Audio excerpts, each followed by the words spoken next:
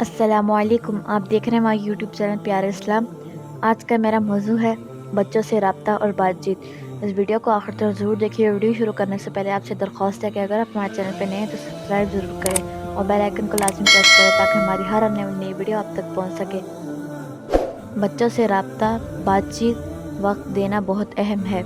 اچھا کھلانا پلانا، قیمتی کپڑے اور چیزیں مہیا کرنا اور ویکینڈز پر انہیں آؤٹنگ پر لے جانا مختلف چیز ہے، اور ان سے چھوٹے چھوٹے معاملات پر بات چیت کرنا اور انہیں اپنا وقت دینا بالکل مختلف ہے اور بہت ضروری بھی۔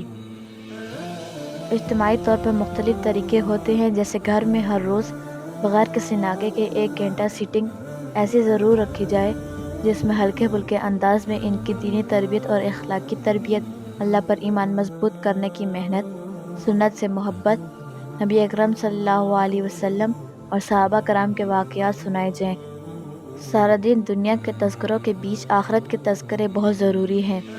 کچھ بچوں کے بارے میں وقتی طور پر بھلے یہ محسوس ہو کہ ان پر بات اچھی طرح اثر نہیں دکھا رہی، لیکن یہ اچھی باتیں ان کے لاشعور میں بیٹھ رہی ہوتی ہیں، اور جب وہ اپنی عملی زندگی شروع کرتے ہیں تو سب کچھ خود بخود ان کے عمل میں آ جاتا ہے۔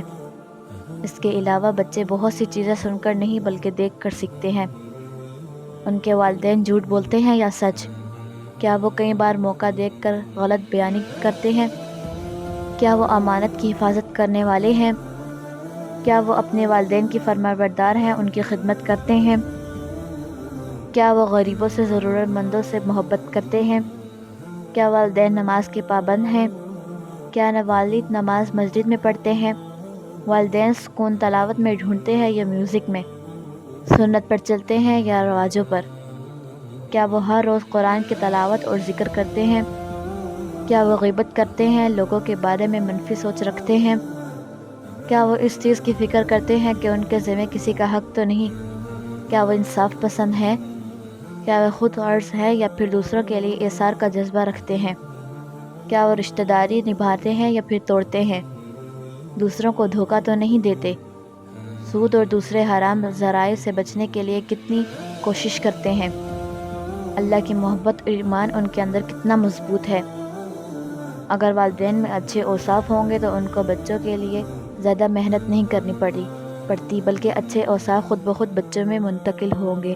وہ جو دیکھیں گے وہی سیکھیں گے۔ تو محنت دراصل خود پر کرنی ہوتی ہے۔ خود پر محنت کرنے سے نتیجہ بچوں میں نظر آتا ہے۔ وہ دیکھتے ہیں کہ ہمیں اسکول کے لیے ہر روز جگایا جاتا ہے، تو کیا چھٹی کے دن فجر کی نماز کے لیے بھی اٹھایا جاتا ہے یا نہیں؟